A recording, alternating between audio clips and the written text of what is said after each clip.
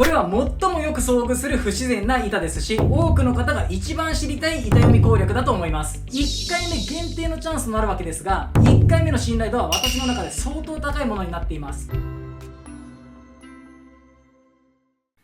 こんにちは、デイトレ塾良平です。このチャンネルでは株歴、デイトレ歴17年で16年間勝ち続けている私が、初心者さん向けの情報からデイトレで勝つための手法、考え方など、株式投資関連の動画を幅広く発信しています。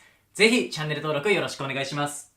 今回のテーマは板読みデイトレード完全攻略です。この1本で板読みの全てがわかる、そういう動画にします。長いです。はっきり言って長いです。でもきっと満足いただける内容になると思います。ぜひお時間のある時に最初から最後までご覧ください。本当に時間をかける準備をしてきました。実際の板も大量に使っていきます。役に立つ動画だと思ったらぜひ高評価とコメント、それから SNS 拡散にもご協力ください。大変励みになります。板読みデイトレード完全攻略。完全攻略です。板読みやトレードをしていてこのようなことを感じていませんか？板読みは興味あるけどよくわからない。どんな銘柄で板読みすればいいの？買い板が厚いから強いと思って買ったのに下がって損をした。売り板が厚いから無理だと思って諦めたら上がった。注文を入れたら割り込んでくるやつがいる。ムカつく。売り注文を下に下げただけなのになぜか一気に下がった。変えた瞬間に含み益になるってどうやってるの？どれか一つでも当てはまったらぜひ最後までお付き合いください。きっと明日から板の見方、考え方が変わります。今回のお話の構成はこちらです。この動画1本の中にこれら全てを込めて話していきます。ちょっと一時停止をして読んでみてください。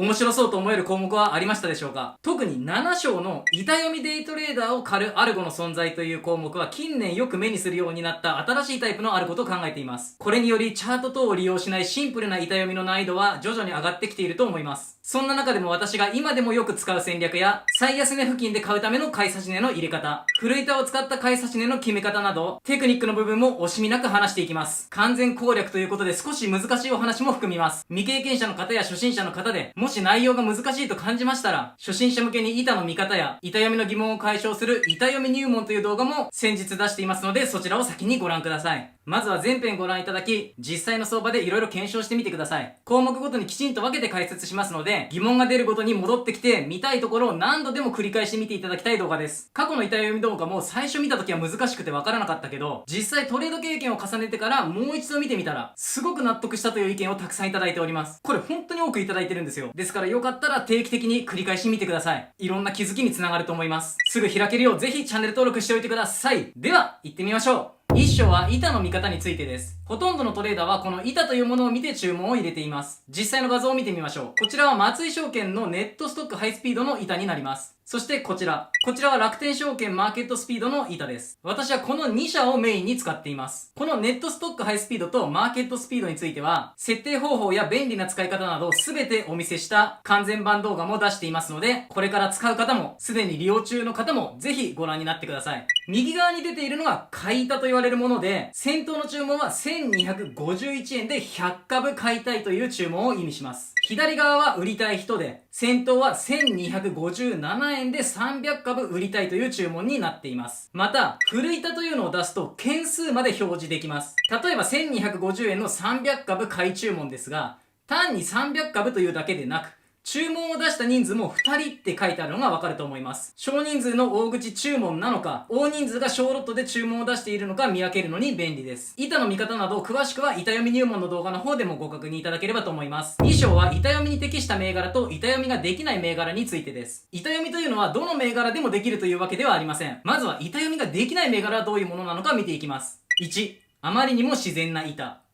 2、板を見ている時間がないくらい激しく動く銘柄です。自然な板というのはこういう板です。これを板読みしてみましょう。まあ、なんとも言えないですよね。買いも程よく、売りも程よく。結局どっちが強いのかもわからないし、どっちに行くのかも全く予想ができないと思います。また、IPO や指定株のようにとんでもない速さで動く銘柄に関しては、板に乗る間もなく食われて消えたりもしますので、板を追おうとしても何が何だかわからなくなってしまいます。こういった銘柄はチャート等を駆使して、差し値注文を入れる方が戦略としては生きると思います。では反対に板読みに適した銘柄というのはどういうものなのでしょうか。それは不自然な板。明らかに何かしらの意図があると思える板です。自然な板からは何も読み取れません。読み取れたとしても、やや買いが強いか、やや売りが強いかなぐらいですよね。ただ、そこにわざとらしさが出てくると、話は別です。これ、明らかに何か誘ってきてる感じしませんか？誰かと何かで対戦するとき、普通に勝負をするなら、五分五分だったとします。しかし、そこで相手がイカサマ、ズルを仕掛けてきたらどうでしょうか？そのイカサマに気づかなければ、きっと負けてしまうと思います。でも、もしそのイカサマに気づき、裏を取ることができれば、普通に勝負するよりむしろ高い確率で勝利することができるはずです。そう、不自然な板というのは、相手がイカサマを仕掛けてきていると思ってください。板読み入門動画の方では、じゃんけんに例えて解説しています。私がパーを出すからこれに勝ってくださいとイカサマを持ちかけたんです。よかったら板読み入門動画の方でここ見てみてください。板は心の見せ合い。でもそれはあくまで表面上の心の見せ合いです。その裏に隠された心までを読み取る。そこまで考えて初めて板読みは完成していくことになるわけです。3章は寄り付き前の板読みです。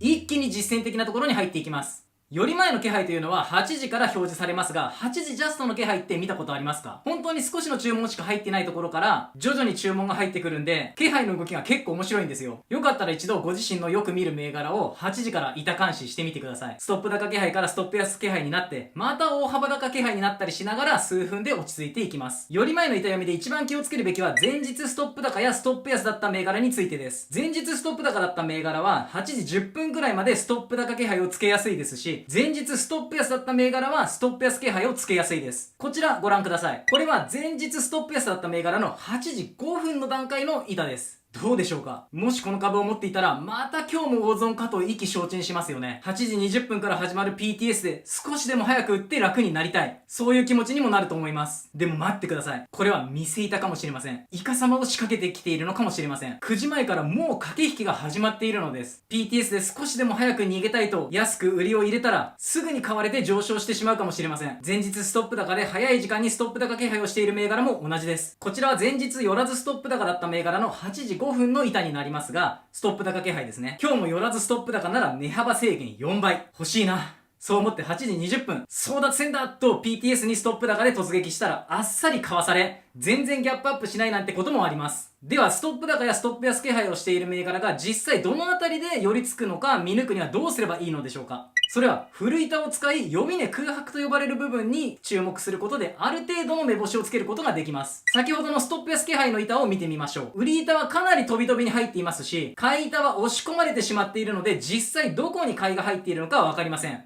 そこで古板の登場です。気配はストップ安にベタ張り付きではありますが、3990円より下の売り板はほぼ空白になっているのがわかります。つまり実際にはこの辺りで売りたい人はほとんどいないのではないかと想像することができます。また3950円以上には買い板がきちんと詰まった形で入っているのがわかりますし、大きな買い板も確認できます。件数を見ると少人数で大きな買い板になっているので見せ板の可能性もありますけどね。これらの古板から得た情報で3950円より上で寄り付くのではないかという仮説を立てることもできます。また、成り行き売りと成り行き買いの数だけではなく、その件数も確認するとより精度は高まります。少ない件数で多くの成り行き売りが入っている場合、大口売りなのかと警戒したくもなりますが、その上の売り板がスカスカになっているなら、見せ板である可能性もあります。9時に近づくにつれ、気配が切り上がっていくことも多いので、このあたりはより前の板読みになれるためにも、前日ストップ高やストップ安の気配を何度も見てみてください。本当にいろんな思惑が、いろんな駆け引きがより前から行われています。きっといろいろなことが分かってきます。そして慣れるまでは、PTS 開始直後に取引するのはやめておきましょう。先ほど言ったような悲劇につながりかねませんからね。ちなみに先ほどの銘柄、時間の経過とともにもう少し追って見ていきます。こちら8時32分の板です。まだあまり変化がありません。8時58分になるとこちらです。少しずつ上がってきたのはわかりますが、まだ気配低いんですよね。これが8時59分になるとこちらです。一気に仮説の位置まで上げてきました。結局この銘柄の寄り付きは4100円になりました。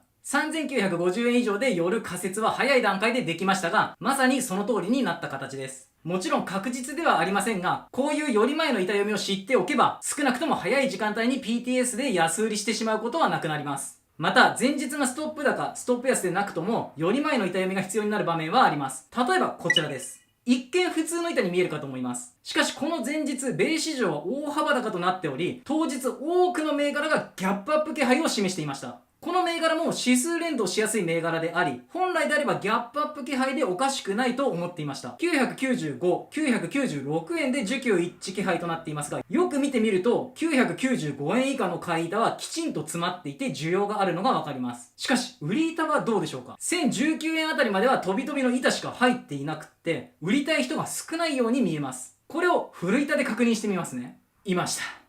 赤枠をご覧ください。2件で1万1000株の大きな売りです。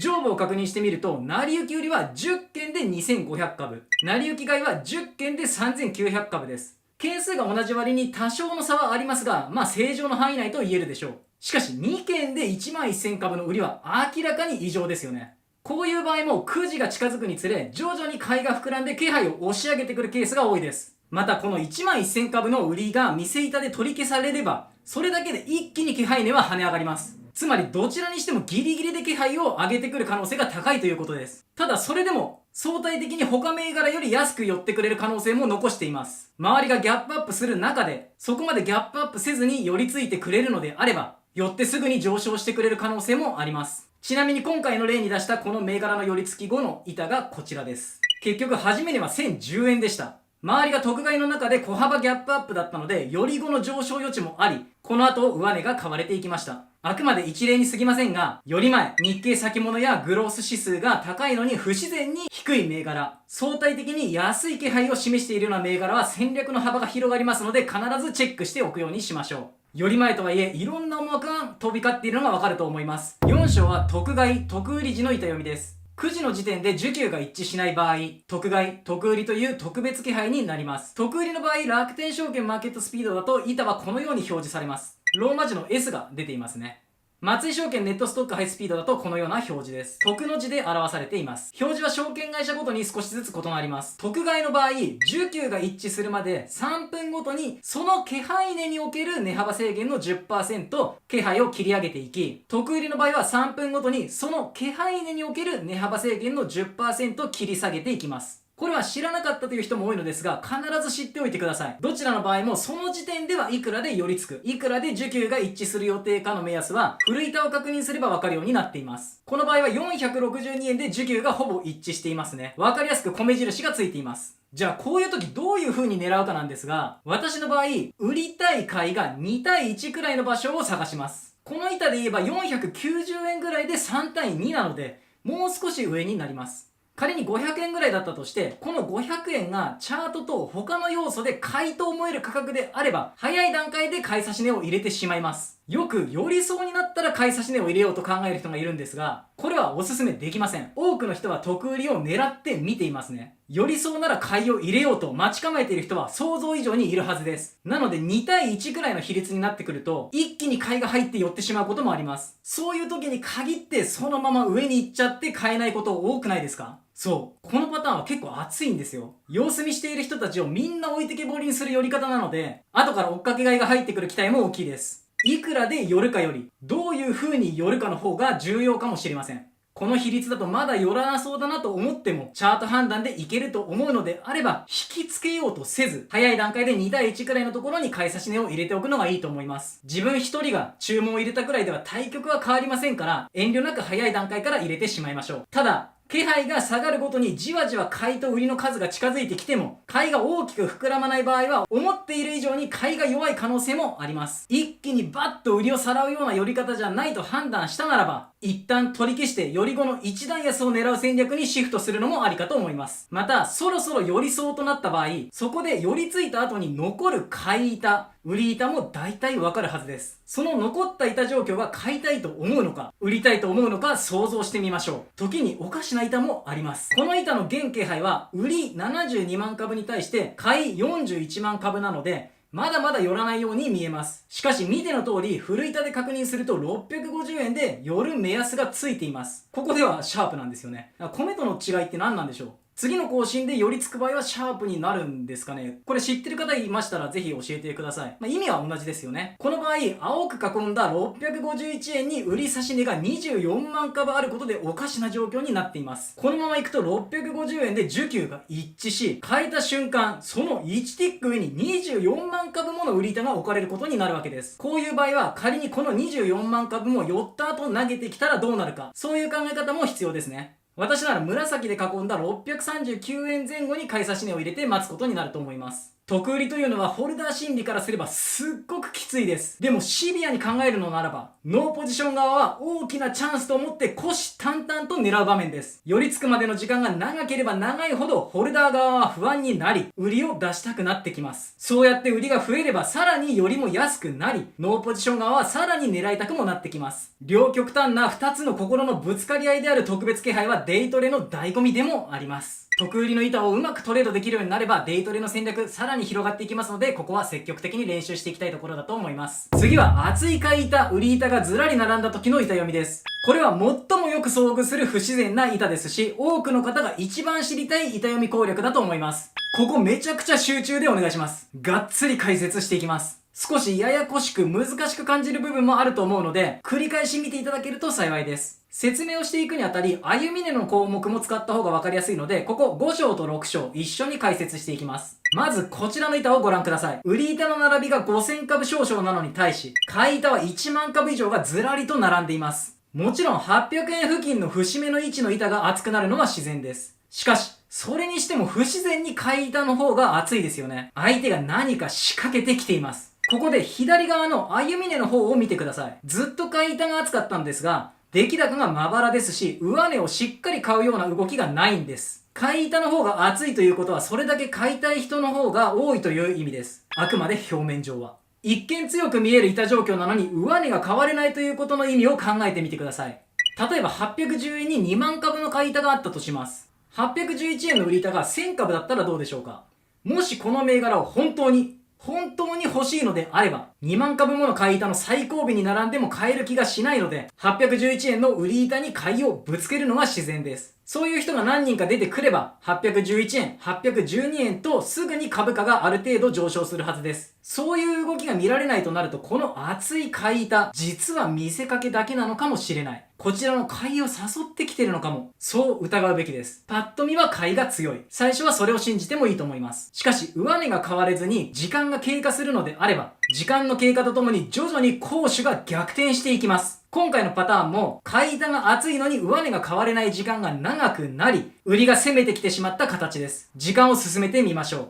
こちらまだまだ危ない感じがしますよね。さらに進めてみます。赤で囲った部分は後ほど使います。今は気にしないでください。結局ここでも買い板が厚いまま、数分間しっかりした反発が起こらなかったために、大きな売りが出てしまいました。それがこちらです。そして面白いことに不自然さが消えた位置。今回で言えば、この795円あたりで売りが止まることが多いです。大きなロットで持っている人からすると、厚い買い板はまとめて売れるポイントにもなるので、こういう動きが起こりやすいのかもしれません。ここで板読みの精度を高めるチェックポイント3つです。1つ目は買い板がずらり並んでいるときは、特に指数が上昇した時の動きを見ることです。指数の上昇とともに上値が買われるようならイカサマではない可能性もあります。しかし指数の上昇があってもあまり上値が買われず、買われたとしてもすぐに売りが出てきて抑えられてしまうようであれば、次に指数が下がるようなタイミングでドカッと売りが出てくるリスクが高まります。普段指数との相関性がある銘柄であれば、特に指数の動きも一緒に観察してください。2つ目です。ずらり並んだ厚い板がいつどのような形でできたのかも重要です。以前から買い板を並べていて、そこに誘導されるかのように下げてきた場合はかなり危険になりますが、下落してきてから一気に入った買いであれば、それは信憑性が高いと思うので、このあたりも分別して考えていきましょう。そして最後3つ目。これは曖昧な表現ではあるものの、ある意味では最も的を得ている考え方だと思います。それはその株を持っていると仮定した時、息苦しさを感じるかどうかです。まさに感覚なので、そんなことでという意見もあるかと思います。ですが少し思い出してみてください。株を持っている時に厚い買い板があると少し安心しますよね。でもそれなのに見てても全然上がらない。もどかしさから徐々に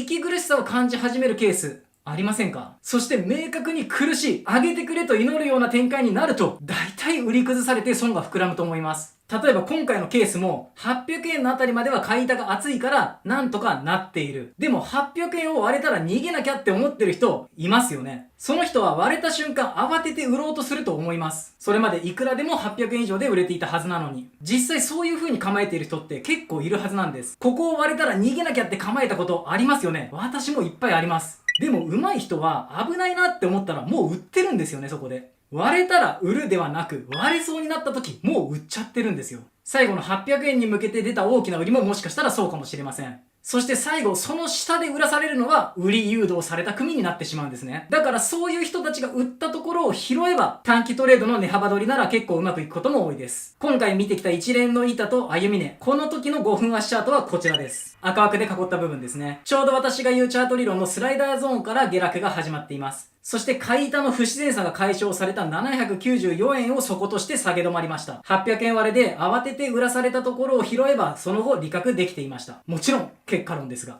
古板を使った板読みデイトレード術の項目で詳しく話しますが、私はこのような傾向を利用して買い板の不自然さが消える位置に買い差し値を入れて待つ戦略を取ることも多いです。ただこれだけでは相手に先に動いてもらう5の線を取る戦い方、いわば守りの戦略ですよね。厚い板がずらり並んだケースはもちろん攻めに応用することもできます。あくまでデイトレの勝ち負けは確率であり、板読みやチャートを駆使してその確率を高めていく勝負です。絶対に勝てるというものではありませんので、そのあたりはご理解お願いします。今回の動画のことも、まずはご自身で検証してみてください。では、攻めバージョンです。売り板がずらり並んだケースです。ご覧のように買いは3000株ちょっと。対して売り板は1万株以上がずらりですよね。実は数分前からこの状態でした。581円、580円では何度も売りが出てきていましたが、それより下まで売られることはありません。それに買いはこの売り板を徐々に恐れなくなってきて、赤枠のように大きな売り板を果敢に食う動きも出てきました。これはもう発射準備に入っていると感じ、私は実際にここで買いを入れました。時間を進めてみましょう。歩みでも続きのところを赤で囲ってあります。買い板が残っていた581円でしたが、やはりここは売りが出ます。売り板が厚いので582円以上で売ることは絶望的と感じる人もいるでしょうから、581円で売れるのなら売ってしまおうと思うのも自然かと思います。しかし、すぐにこの動きです。581円に買い板が残った時に売りがぶつけられる速度より、581円に売り板が残った時、それを買いに来る速度の方が速いのが歩み値からもわかります。次です。大きな買いが入って一気に売り板を崩しました。そしてここからもう一段上げました。もちろん毎回こううまくいくわけではありませんが、わかりやすい形で今回は上に飛びました。流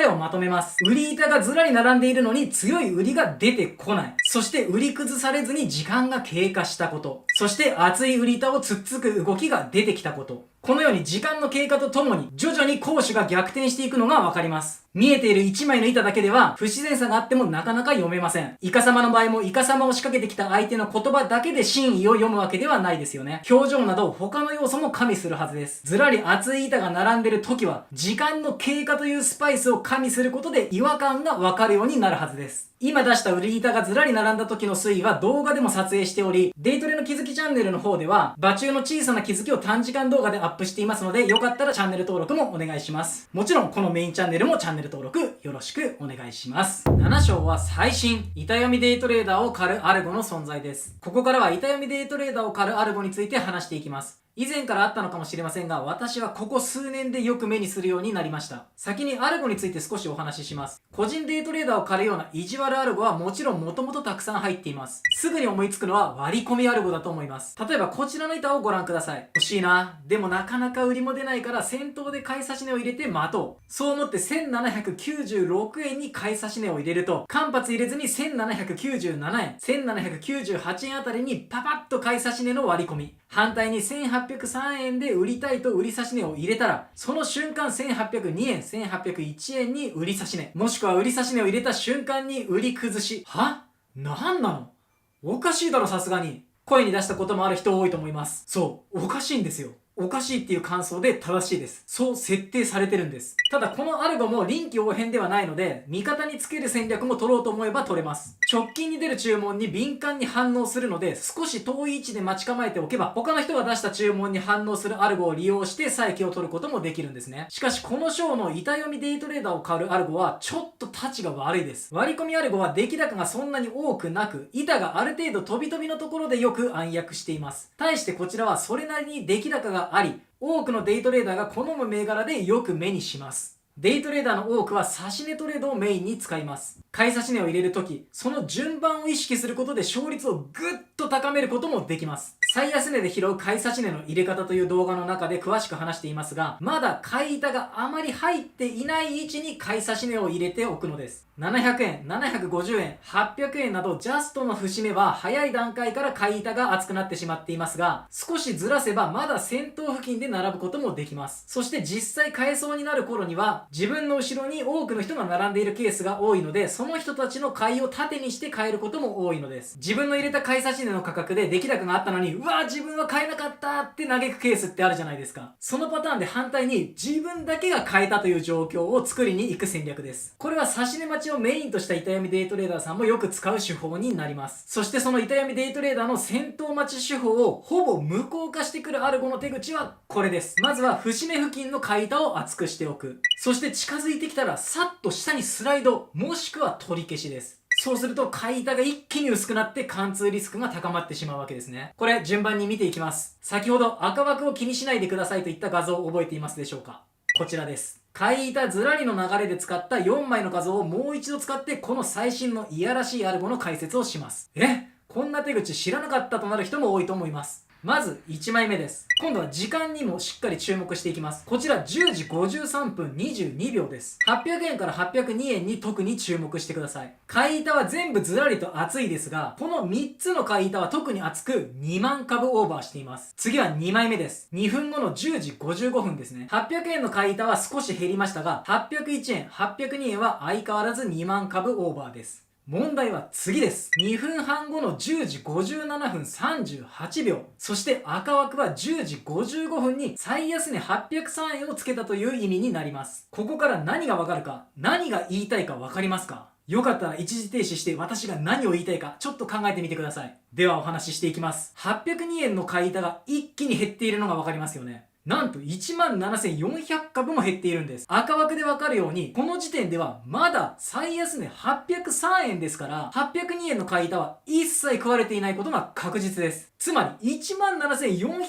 株もの買いが引っ込んだんです。801円の板も減っています。そして796円から799円の買い板は厚みが増しました。スライドした板もあると思われます。早い段階で802円に買い差し値を入れ、先頭付近で待つという優位性を持っていた人も気づけば後ろに並んでいた人たちが消えてしまっているんです。そして今回のケースでは売りが降ってきて買えた後すぐに逃げなければあっさり貫通されることになります。今はまだ割り込みアルゴと違ってほぼ全ての銘柄にこの凶悪アルゴがいるわけではありません。それがまだ救いではありますが、今後もっと多くの銘柄に入ってくることは予想できます。もしそうなれば先頭で待つことの優位性はかなり薄れてしまうことになるはずです。こちらもそんなことぐらいと思われる方もいると思います。しかしデイトレは5割の勝負を6割、7割に引き上げ、試行回数を増やすことによって安定させるトレードスタイルの人も多いです。優位性がある手法を複数持ち、毎日いろんなことを考えながら組み合わせてトレードをしています。こうして確立したはずの自分の武器を一つ剥奪されるということは非常に大きな打撃となってしまうんですね。またこのアルゴの狙いが板読みデイトレーダーを狩ることだとすれば対策もできるかもしれません。しかし結果として板読みデイトレーダーの武器を剥奪しているだけで目的が地利下げを拾わず急落を取るためだとしたらどう対処しようか。パッと思いつく対策は一緒になって指し値を下げるくらいですが、それだと今度は先頭の優位性をアルゴ側に取られてしまうんです。結局のところこのアルゴの対策は私もできていないので、時に目を離した時に急落に巻き込まれ歩み値を確認すると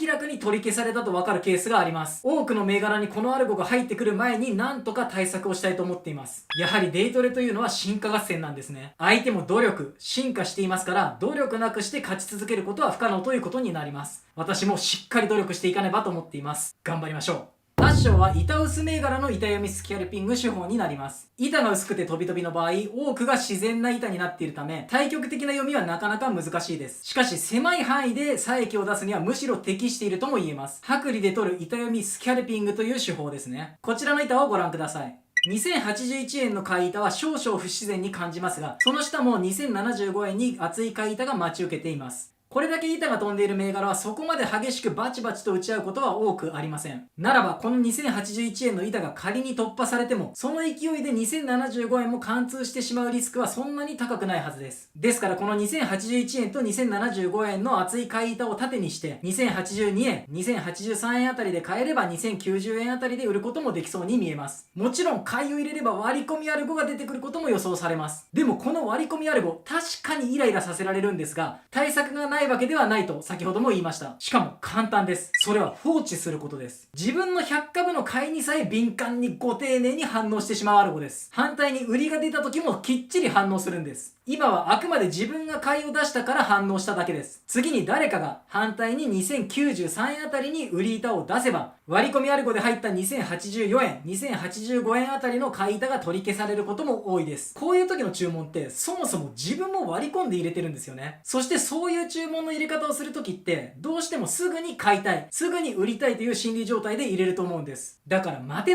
ないからさらに上に割り込んでみたり取り消したりすると思います。そしてその心理状態と行動が狙われるんですね。だから注文を動かすのではなく、一回入れた注文を放置してしまうのが最もいい対策となります。9章は目の前に一つだけ大きな板が出現した時のお話です。板読みスキャルピングの項目はあくまで板薄銘柄での考え方です。板が詰まっていてそれなりに出来高がある銘柄の直近に一つだけ出る不自然な大きな売り板、買い板はずらり並んだ板の時と同じように、その板を反対側が恐れているかどうかを考えることでうまく立ち回ることができます。ただずらり並んだ厚い板の時と違って短時間勝負になります。こちらの板をご覧ください。直近の1250円だけに大きな売り板があり、その上がスカスカになっています。買い板はそれなりに詰まっていますよね。これは人気銘柄が1300円付近で推移していったところ、突如として1250円に向けて大きな売りが出た直後になります。おそらく一つの注文がきっかけで1250円に向けて大きな売りが出たものと思われます。一件の1250円売り差し値という注文にも思えるのですが、歩み値を見ると少し違うようにも感じます。このあたりの判断は少々難しいです。歩み値を確認してみましょう。14時15分44秒にすごい売りが出たことがわかります。さらに進みます。一つの注文で起こった下落だとは思うんですが、ところどころに上を食ってる履歴もあるんですよね。これ全部同じ秒数の中で行われています。これは逆差し値なのか何なのかちょっと気になりますよね。この割り込みみたいな仕組みがわかる方いたらぜひコメントで教えてください。ちょっとこれ私わかりません。さらに時間進めます。ついに1250円以下まで売り込まれました。そしてこの1250円に大きな売り板が残って最初の板状況になったわけです。ただこの勢いでもう少し売られています。この間たったの1秒ですからね。どんな世界なんだって思いますよね。そしてこちら残った1250円の大きな売り板です。慣れている方はもうわかると思いますが、この1250円の売り板、数十秒後にパクッと食われています。人気があり出来高の多い銘柄でこのように一気にディスカウントされた状態で残る大きな売り板は早い段階で食われることが多いです。そして食った直後はあっと思った人の買いが入りやすいのでちょっと上がりやすいです。流れはこちら。一気に売られて超短時間で安くなる。そして人気銘柄なので大きな売り板は怖さよりも安売りの魅力を感じます。そうなれば当然安くなるのを待ってた組が慌てて買いに走るわけです。先ほどのような板薄銘柄でこのように大きな売り板が残ってしまえばパニック的に売りが出て値下がりすることも考えられますが、人気銘柄でこの売り方をすればまず買ってもらえる。おそらく売りを出した人もそれを見越して出しているはずです。そしてその売り板に気づいた買い側もまず食われるだろう。瞬間的にそう感じる人が多いです。つまり1250円の売り板を食うところまではいわば予定調和となるケースが多いんです。ただその先に関してはやはりケースバイケースと言わざるを得ません。これで売りたい人の保有株が終わりならば戻すでしょうけど、その人がさらに売りたい株を持っている可能性もあります。ですからこのタイプで狙う場合は1250円の厚い売り板に焦って下で売る人から買って1250円の売り板を突破するところで利確というのが最も迅速かつスマートなトレードになると思います。このタイプは本当に短時間勝負になりますので、まずは見つける力、そして決断できる即決力、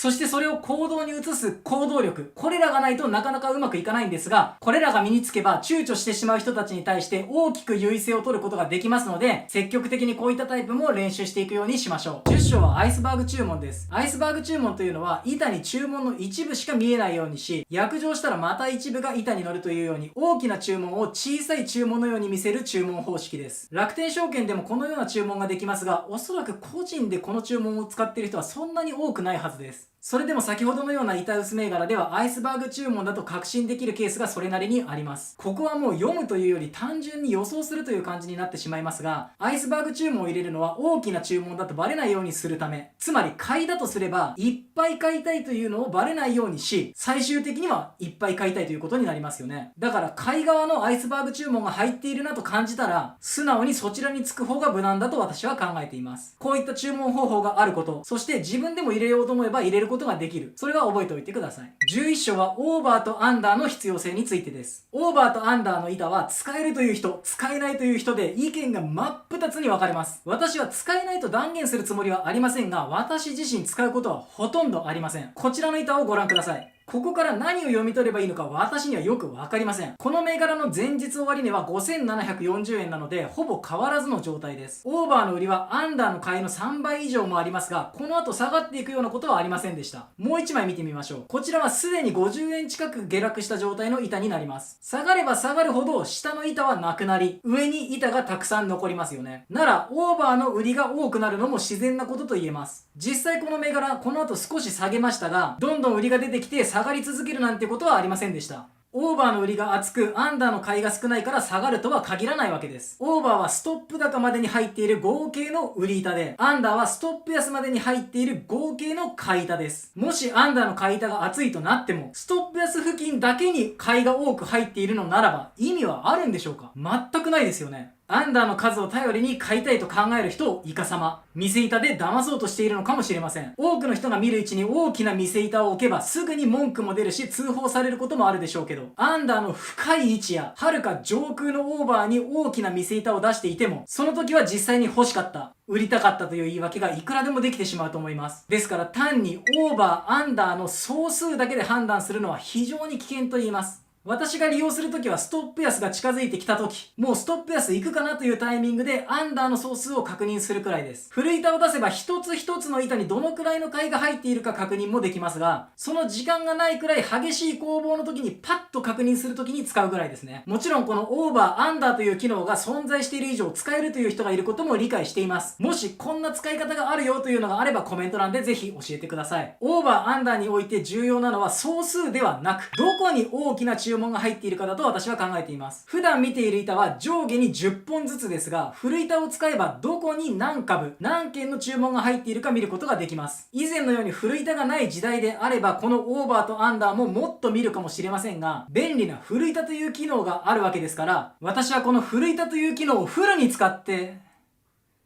古板をフルに活用するのがいいと思います。私の古板を使った戦略、暴露していきます。12章は古板を使った板読みデイトレード術です。私が古板を使ってどのような買い差し値を入れているのか、なぜそのような入れ方をするのか全て暴露していきますが、普段ライブ配信等参加してくださっている方は私がどのような銘柄を好んでトレードしているかお分かりだと思います。ですからもし試すとしても、できれば同じ銘柄で同じ戦略を取るのではなく、違う銘柄でお願いできたらと思います。同じ銘柄でやってしまうと共倒れになってしまう可能性が高まりますからね。まず最初、狙いについてですが、チャートでいう急落からの下髭を狙います。こういうチャートですね。赤丸部分で買うのが狙いになります。そんな都合よくいくかという意見もあると思います。確かにこの戦略は空振り、つまり買えないままというのは多くなります。でもそれはあくまで機械損失であり実存ではありません。買えた場合はこのような形ですぐに戻り、買えた瞬間含み益になるケースが非常に多いのでよく使っています。それにチャート攻略の動画でもよく話しているように、複合要素で戦略を立てるとより精度は高まります。このチャートでは75本線、25本線を下回った位置と前日終値がほぼ同じ位置にあります。さらに板読みを駆使した時、この辺りに買いを入れたいなと判断できたなら、それは大きなチャンスですよね。まあそこまで複合要素で都合がいいケースは簡単には出ませんけどね。板読みでこれを狙うには主に3つの戦略があります。1つ目は先ほどずらり厚い買い板が並んだ板読みでも触れましたが、不自然な買い板がなくなる位置で待つやり方です。厚い買い板が全部破壊されるような売りが出たということは、それだけ短時間で売りも体力を使っているはずだという理屈でこの戦略を始めました。この板であれば715円までが分厚い買い板と言えるので、その下の712、713、714円のどこかに買い差し値を入れて待つということです。買い側からすると厚い買い板の下に入れて待つのは余力の無駄遣いに感じるので、買い差し値を入れて待つ人はあまり多くありません。そんな時に売り崩しがあったらどうでしょうか。厚い買い板の下まで落ちてきたとして、そこの貝板が薄いのは買いたい人がいないからではありません。そこまで落ちてくるとは思えなかったから買いを入れてなかっただけですよね。実際そこまで落ちてくると、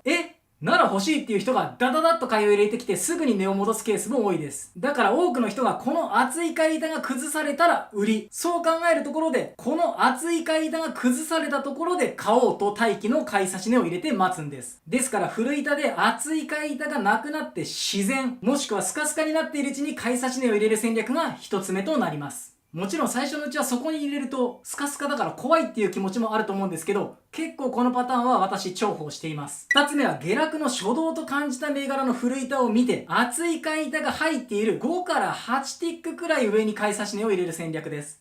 例えばこの板です。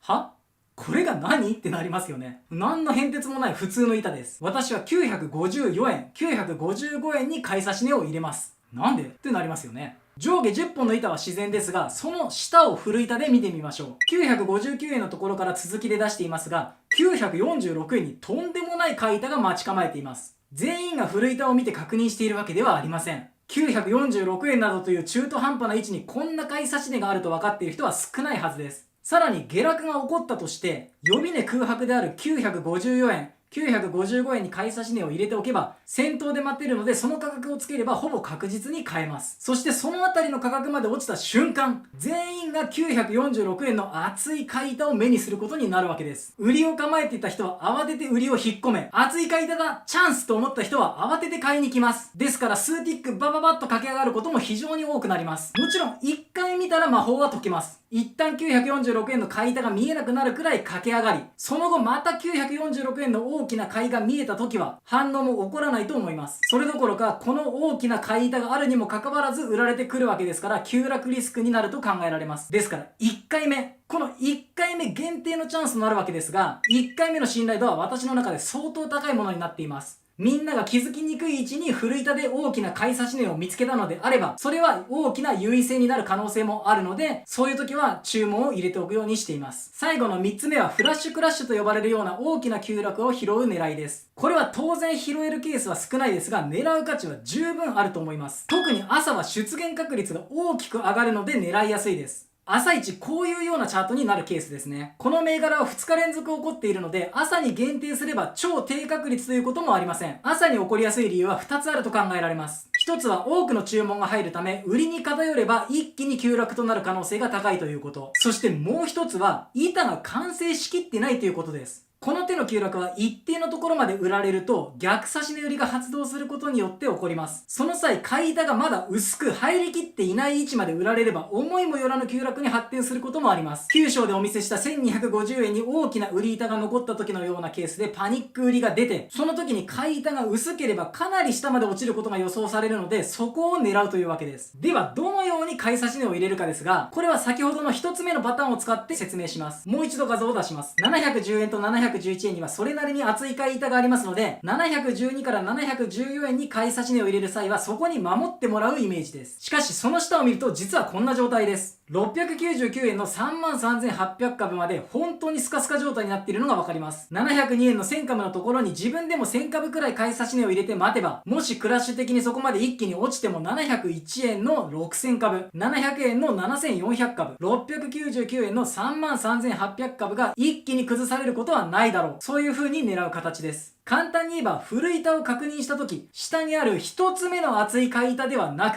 2番目に厚い買い板を頼りにして、その少し上に買い板を入れるというやり方です。この時1つ目の厚い買い板と2つ目の厚い買い板の間がスカスカであればあるほど買える確率が高まると同時に、買えた時は即戻して即含み益になる可能性も高まります。場中はなかなか難しいものの、朝一番であれば板がそれほど完成しているわけではないので、この手の急落からの下髭は狙いやすくなります。面白そうと思ったらぜひ検証してみてください。ピタッとはまると変えた瞬間に大きな含み益になっていたりしてすごく快感です。13章は引け注文の見方と利用方法です。古板を使えば引け注文というのが見られるのをご存知でしょうか。いわゆる引け買い、引け売りという注文です。前場であれば前引けの、後場であれば大引けの注文ということになります。本当に昔であればまだ古板も浸透していなかったので、この引け注文を見て素直に行動する優位性も少しはありましたが、今はイカサマだらけなので下手に見ると騙されるだけになってしまいます。例えばこちらの引け注文は売りに対して買いがすごく多くなっています。引けでの成り行き買いが34,400株。1353円以上で引け買い差し値が5200株で計39,600株です。対して売りは引け成り売りが7600株。1323円以下の引け売り差し値が3000株で計10600株です。これなら最後15時に大きく上がって引けそうだ。そう思って今すぐには売らず、引けなり売り、もしくは差しなり、不なり注文を入れたくなる場面です。こういう詳しい注文方法の違いについては、今後株の始め方完全版動画も用意していますので、チャンネル登録をしてぜひお待ちください。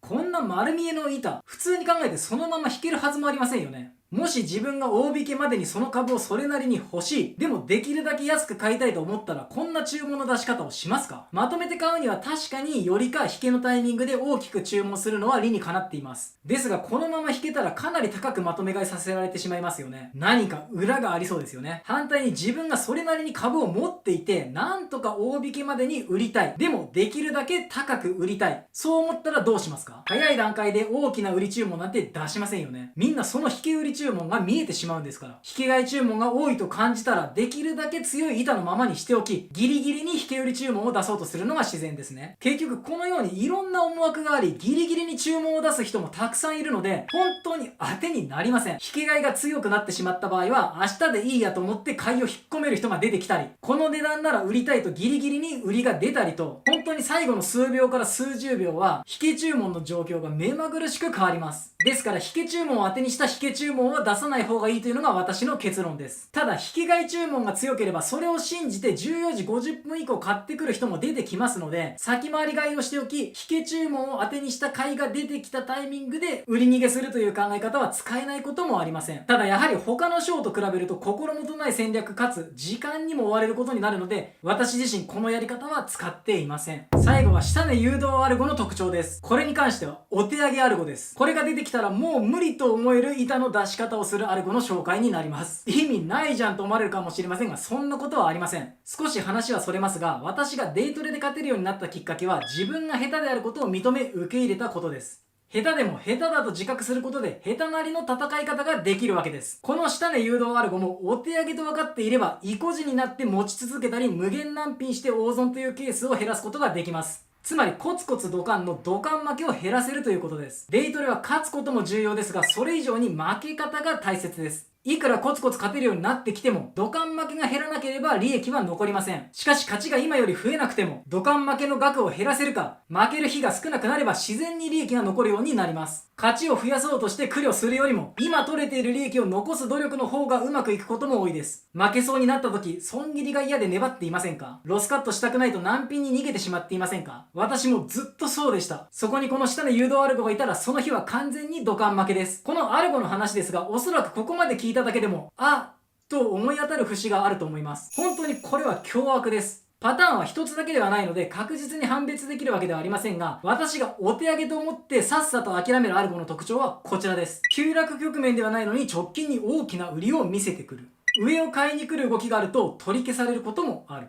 9章で1250円に大きな売り板が出た時のような急落局面であれば大きな売り板が直近に残るのはわかりますが、そうではないのに落とすよという意思表示かのように大きな売り板を置いてきます。なのに買いが入ると取り消されることもあります。そして買い板は厚くなっていることも多いので、損切りも躊躇してしまいがちです。指数に上昇があればもちろん連動で少し買われ、よかった、やっと反発かと思うわけですが、その希望を即座にぶち壊す売りが出てきて、株価は戻され売り板で押さえつけてきます。そして指数下落局面が来ると、ここぞとばかりに一気に売り崩してきて、その下落先で安値停滞の動き、いわゆるスライダーゾーンチャート形成に向かいます。急落の後の大きな反発も当然許してくれません。これらの動きを何度も繰り返してこちらの心を折ってきます。私たちのような個人投資家、それも小口投資家が逆らってもどうにもならない相手がいるとよくわかるアルゴです。このアルゴがいると感じた時は、すでに含み損を持っているケースも多く、損切りしたくないという気持ちもあります。しかしこのアルゴは株価下げますよと言っているようなもので、このアルゴが下げるというならもう下がるしかない。悔しいですがそんな世界もあるということです。